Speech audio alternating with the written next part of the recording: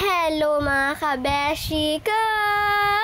Welcome to my vlog! So for today's video, ito nga po pala ang mga naging kaganapan sa aming camping. Ito po yan sa Balagbag Elementary School. Nagsimula nga po pala ang aming program ng alas 2 ng hapon. Hanggang magdamag nga po pala kami dyan sa school. Mga alauna na nga po ng kinabukasan ako umuwi. Ay pinaghandaan ko nga po pala yan sadya. Ay matagal ko na nga po pala yung sinasabi sa aking ina. Ay talagang ready na po ako. Natutuwa nga din po pala ako dahil first time ko lang po matutulog sa school. Tapos kasama ko din po ang mga kaibigan ko at mga kaklase ko. Kaya po ako'y sobrang saya. At ayan na nga po si Beshi naghahanda at nag-aayos na at papunta na sa school. At yan nga po palang suot ko damit na pang Girl Scout. Hiniram ko nga po pala yan kay Samantha. Thank you and I love you. Ay dahil nga po mga Beshi, yung binili po dati ng ina na pang Girl Scout ay nung sinukot ko po, ay Diyos ko, bitin na po sa akin. Ay sayang po, isang beses ko pala ang po yung susuot. Ay bagong-bago pa po laki na huni Beshi nyo. Huy!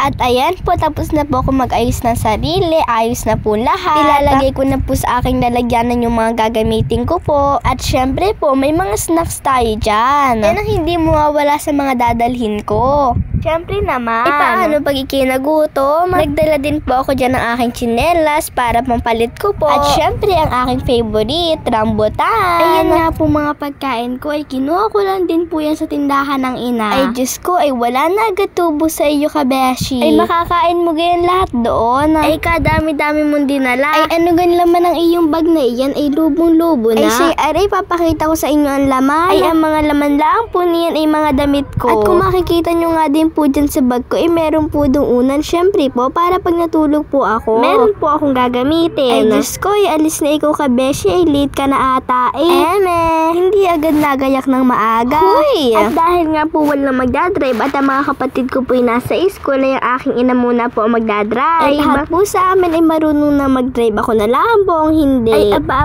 parang gusto na rin matuto. Ay Beshi, bilisan mo na at magsisimula na. At nakapila na sila. At syempre po, pipila na din po ako dyan. Baka mahuli pa. Sayang ang suot at lakas. Tapos na nga po pala kami dyan, kaya yung Boy Scout naman po yung sunod na mag-perform. At syempre po, pupunta muna po kami sa gilid. At mamaya po ulit kami pag natapos na po ang Boy Scout. At ayun na nga po si Beshi nyo, kasi yan naman. At ayan na nga po, babalik na po ulit ang Boy Scout sa kanilang pila dahil tapos na po sila. At mamaya naman po ay kami naman. At siya, aray, papabilisin na natin at na makapagluto na si Beshi nyo at gutom na Uy, joke lang po. Ay talagang mananaba. Pagkatapos nga po pala namin sumayaw, ay dali-dali na po agad akong pumunta sa aming classroom at nandun po ang bag ko at saka po kuhanin ko na din po yung manok at papalagay ko po sa kantin. Ay syempre po baka po mapanis at wala po sa yelo. Bakit kaya uli bumalik si Beshi nyo? Ano kayang kukuhanin? At ayan na nga po, pumunta na po ako sa mga kasamahan ko. Ay Beshi, ay dahan-dahan laang. Ayan na nga po mga Beshi, naayos na nga din po yung mga kahoy para po mamayang gabi sa campfire namin. Ayun na, mga bata, nag-aayos na ng kanilang mga paglulutuan. Bata yarn! Ayan na si Beshi, kala mo naman ito umbatikan sa pagluluto Ay, nagulat siya. Abay, tawa naman si Utoy Ay mga Beshi, kung na-experience nyo na nga po yung garne,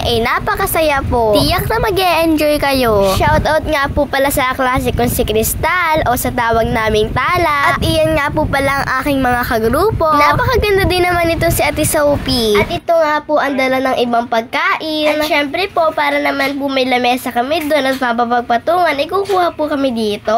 Ay ayaw pa nga po niya akong pagtulungin at kaya naman daw po niya. Ay talagang napakabait din po sa akin. Shoutout po sa kasama ko sa pagbabuhat, si Ate Kate, na super cute. At iyan, nagkakausukan na nga din At syempre po, sa maliliit na mga bulilit na mga iyan, may kasama po silang mga magulang para po ma-guide po sila. Kagaya po sa pagluluto, hindi pa naman po nila gamay. Ay yun, shoutout po din ni kay Jarens. Ay anong daming hotdog na hawak? Ay kakainin mo ganyan lahat. Ay Beshi, ba't naman ikay napadpad diyan? Ay saan ka pupunta? Ay mga Beshi, ako nga po pala tuwan-tuwa natutuwa sa aking mga kagrupo sa pagluluto. Ay talagang kasisipag po at marunong po silang magluto. Ay dahil nga po napagod na po si Kabeshi yung magsuot ng black shoes, ay siyempre kaya nagdala ng tsinelas. Ay ano pa ga? Malamang isusuot. Kaya nga nagdala anong purpose niyan? Ay si Kabeshi, anong dami pang sinasabi? Hunta ng hunta Mga Kabeshi, gusto ko laan din po sabihin sa inyo na meron po kaming award dyan. Eh syempre, sabi ko naman po sa inyo kanina, yung mga kagrupo ko ay marunong po magluto. Ay kaya po kami best cook. Ay palibasa po hindi ko na po naabutan yung garne. Kahirap po palang magatong. Ay ang mga naabutan ko na laan din po ay ari mga gasol-gasol na Pero hanggang ngayon pa rin naman po ay marami pa rin pong nagawa niyan. Ay kita nyo naman ho aring isang ari, naglupagi na din Ay ano ho hirap maggatong? Ay para lang naman po sa amin. Ay shit, tara ho din puntahan ho natin yung iba kung may mga naluto na. Ay abangan naman, ay kasasarap. Ay shoutout po sa mga magulang dyan na napaka-supportive. Talaga iniwan po muna nila ang mga gawain nila sa bahay at sinamahan po nila muna ang kanilang mga anak. Ay hanggang gabi po ay meron pa rin po mga magulang na nagbabantay sa likod at nagunonood. Ay pag nga po kay ang gabi, may mga nagaganap pong modelan pero ang suot po nila ay kumot.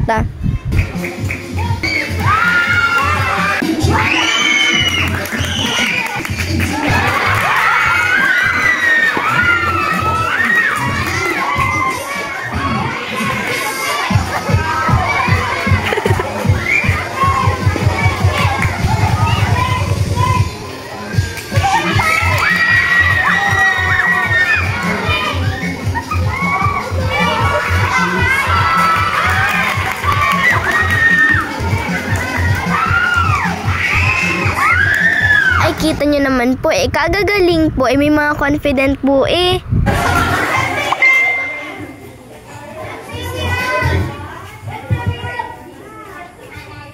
Magandang gabi sa inyo. Ako si Asyata Shanti Sala.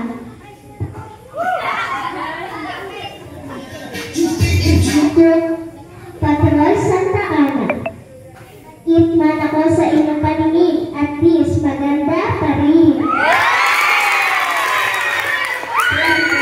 Ay dinig ni Uhi yun, maliit man daw sa inyong paningin, maganda pa rin. Ay talagang napakagagaling po. At ayan po, binigyan nga din po sila lahat ng award. Ay pagkatapos naman po nila, syempre po, hindi rin po magpapatalo ang mga Boy Scout. Ay kung si Girl Scout po ay pipili po ng Miss GSB 2025, pipili din po sa Boy Scout ng Mr. BSP 2025. Yun lang po, bye-bye!